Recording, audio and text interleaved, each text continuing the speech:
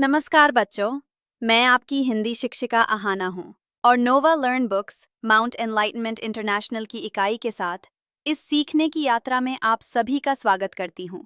आज हम हिंदी व्याकरण के अध्याय संज्ञा नाम ही नाम के बारे में संक्षेप में सीखेंगे। संज्ञा वह शब्द होता है जिससे किसी व्यक्ति, वस्तु, प्राणी, स्थान या भाव के नाम का बोध होता है। इस अध्याय में हम संज्ञा की परिभाषा और उसके मुख्य भेदों को समझेंगे।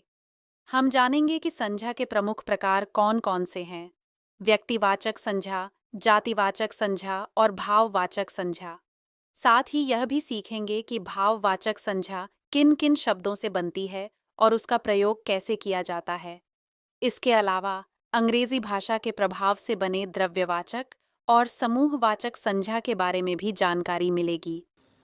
अध्याय 5 संज्ञा नाम ही नाम। जो भी नाम है वो सब संज्ञा है। जो निकलकर बादलों की गोद से थी अभी एक बूंद कुछ आगे बढ़ी, सोचने फिर यही जी में लगी, आहा क्यों घर छोड़कर मैं यूं कढ़ी। बादल, गोद, बूंद, फिर घर, ये सब क्या है? संज्ञा। देव मेरे भाग्य में क्या बदा, मैं बचूंगी या मिलूंगी धूल में, या जलूंगी घिर अंगारे पर किसी, चू पड़ूंगी या कमल के फूल में। बह गई उस काल में एक ऐसी हवा, जो समुंदर और आई अनमनी। एक सुंदर सीप का मुंह था खुला, वह उसी में जा गिरी मोती बनी। ऊपर दी गई कविता में सभी रंगीन शब्द संज्ञा हैं। ये शब्द प्राणी, वस्तु, स्थान या भाव के नामों की जानकारी दे रहे हैं। ऊपर दी गई कविता में सभी रंगीन शब्द संज्ञा है। ये शब्द प्राणी, वस्तु, स्थान या भाव के नामों की जानकारी दे रहे हैं। इस प्रकार के शब्द संज्ञा कहलाते हैं। संज्ञा अर्थात नाम या पहचान। जो भी चीज़ें हैं संसार में हमें दिखाई देती हैं, सुनाई देती हैं, महसूस करते हैं, सबका कुछ ना कुछ नाम है। तो वो जो नाम है वही संज्ञा है। संज्ञा के 3 भेद होते हैं: व्यक्तिवाचक, जातिवाचक, भाववाचक। जिस शब्द के द्वारा किसी व्यक्ति, वस्तु अथवा भाव के नाम का बोध हो उसे संज्ञा कहते हैं। संज्ञा के 3 भेद हमने जाने। व्यक्तिवाचक, सबसे पहले पढ़ेंगे व्यक्तिवाचक। जिन संज्ञा शब्दों से किसी प्राणी, किसी विशेष प्राणी, व्यक्ति, स्थान, वस्तु, किसी विशेष मतलब प्राणी, वस्तु या स्थान के नाम का बोध होता हो तो उसे व्यक्तिवाचक संज्ञा कहते हैं। जैसे हिमालय, भारत का गौरव है, ये दोनों व्यक्तिवाचक संज्ञा है, हिमालय और भारत। लता मंगेशकर महान गायिका थी, लता मंगेशकर व्यक्तिवाचक संज्ञा है। कुरान, बाइबल तथा रामायण धार्मिक ग्रंथ है, ये व्यक्तिवाचक संज्ञा है। और ग्रंथ जातिवाचक संज्ञा है। धार्मिक भाववाचक संज्ञा है। विवेक व्यक्तिवाचक संज्ञा है। शिलोंग व्यक्तिवाचक संज्ञा है। घूमने गया। उपयुक्त वाक्यों में रंगीन शब्द हिमालय, भारत, लता मंगेशकर, कुरान, बाइबल, रामायण, विवेक व्यक्तिवाचक संज्ञाएं हैं, क्योंकि ये किसी विशेष स्थान, वस्तु या व्यक्ति का बोध कराती है। मतलब किसी पर्टिकुलर स्थान, वस्तु, व्यक्ति का बोध करा रहे हैं, तो इसलिए व्यक्तिवाचक संज्ञा। इंग्लिश में इसको कहते हैं प्रॉपर नाउन। जातिवाचक संज्ञा, जिन संज्ञा शब्दों से किसी वस्तु, व्यक्ति, प्राणी या स्थान की पूरी जाति या वर्ग का बोध होता हो उसे जातिवाचक संज्ञा कहते हैं। जैसे ऊंट, तो सभी ऊंट की बात आ गई है, को रेगिस्तान का जहाज कहते हैं, तो ऊंट, रेगिस्तान, जहाज सब जातिवाचक संज्ञा है। बच्चा योगाभ्यास कर रहा है। कोयल सुरीले स्वर में गाती है। उपयुक्त वाक्यों में रंगीन शब्द ऊंट, रेगिस्तान, जहाज, बच्चा, कोयल तथा स्वर, ये सब जातिवाचक संज्ञाएं हैं, क्योंकि ये सभी एक प्रकार की चीजों को का बोध करा रहे हैं। भाववाचक संज्ञा, जिन संज्ञा शब्दों से किसी वस्तु, व्यक्ति, प्राणी तथा स्थान के गुण, दोष, अवस्था, स्वभाव आदि का बोध होता है उसे भाववाचक संज्ञा कहते हैं। मतलब किसी भाव का, जैसे ये जो है गुण, दोष, अवस्था, स्वभाव, ये सब ऐसे नाउन हैं जिनको, ऐसी संज्ञा हैं जिनको हम छू नहीं सकते, देख नहीं सकते, बस महसूस कर सकते हैं। इंग्लिश में इनको कहते हैं एब्स्ट्रैक्ट नाउन। तो ये भाववाचक संज्ञा कहलाती हैं। इन नामों में बहुत मिठास है। मिठास, इस पेंटिंग की लंबाई तथा चौड़ाई कितनी है, परिश्रम करने से ही सफलता मिलती है, गीतेश की सच्चाई व ईमानदारी की सब प्रशंसा करते हैं। उपयुक्त सभी वाक्यों में सभी रंगीन शब्द लंबाई, चौड़ाई, मिठास, सच्चाई, ईमानदारी, परिश्रम, सफलता भाववाचक संज्ञाएं, भाववाचक संज्ञा को केवल अनुभव किया जा सकता है, देखा नहीं जा सकता। इनका प्रयोग सदैव एक वचन में किया जाता है। जब हम भाववाचक संज्ञा को बहुवचन के रूप में प्रयोग करते हैं तब यह जातिवाचक संज्ञा बन जाती है।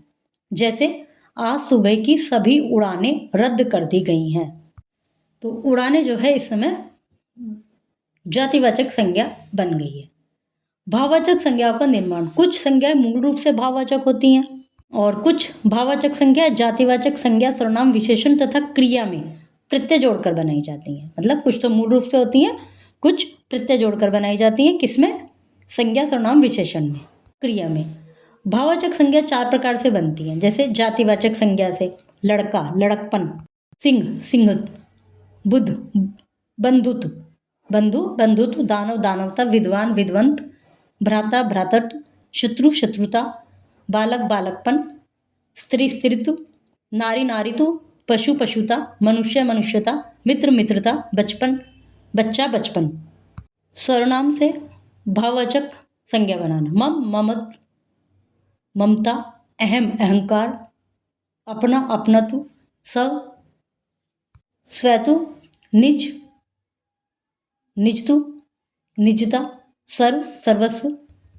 विशेषण से काला, कालिमा, उष्ण, उष्णता, सुंदर, सुंदरता, वीर, वीरता, सज्जन, सज्जनता, शीतल, शीतलता, सफल, सफलता, ठंडा, ठंडाई, गंभीर, गंभीरता, कायर, कायरता, कठोर, कठोरता, कृतज्ञ, कृतज्ञता, मधुर, मधुरता, माधुर्य, निर्बल, निर्बलता, सूक्ष्म, सूक्ष्मता, अरुण, अरुणिमा, चंचल, चंचलता, सफेद, सफेदी, स्वस्थ, स्वास्थ्य, मूर्ख, मूर्खता, आलसी, आलस्य, हरा, हरितमा, हरियाली, गरम, गर्माहट, गरमाई, लाल, लालिमा, क्रिया से बचना, बचाव, थकना, थकान, थकावट,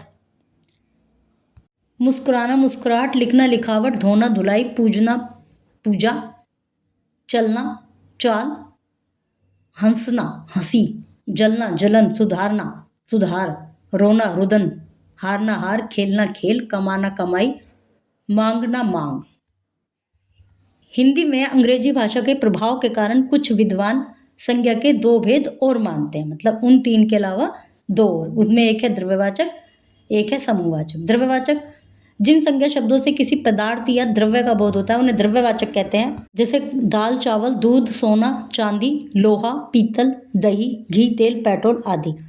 ये गणनीय नहीं होते, मतलब इनकी गिनना नहीं किया जा सकता, इनको गिना नहीं जा सकता। इनका प्रयोग सदैव एक वचन में होता है।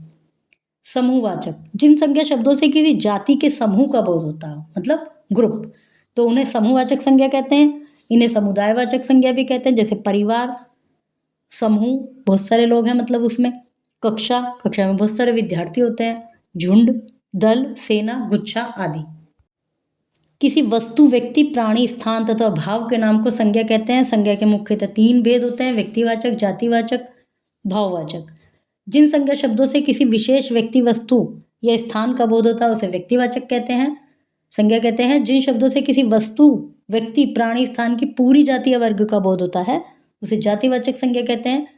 जिन संज्ञा शब्दों से किसी वस्तु, व्यक्ति, स्थान के गुण, दोष, अवस्था तथा दशा का बोध होता है उसे भाववाचक संज्ञा कहते हैं। भाववाचक संज्ञा जातिवाचक संज्ञा, सर्वनाम, विशेषण, क्रिया तथा अव्यय शब्दों से बनाई जाती हैं। संज्ञा के प्रभाव से हिंदी भाषा में भी संज्ञा के 2 और भेद स्वीकार किए गए हैं।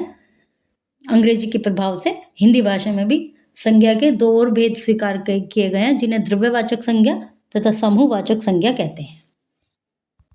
बच्चों, उदाहरणों को ध्यान से पढ़िए, संज्ञा के भेद पहचानिए और अभ्यास प्रश्नों के द्वारा अपनी समझ को और मजबूत बनाइए। शुभ अध्ययन।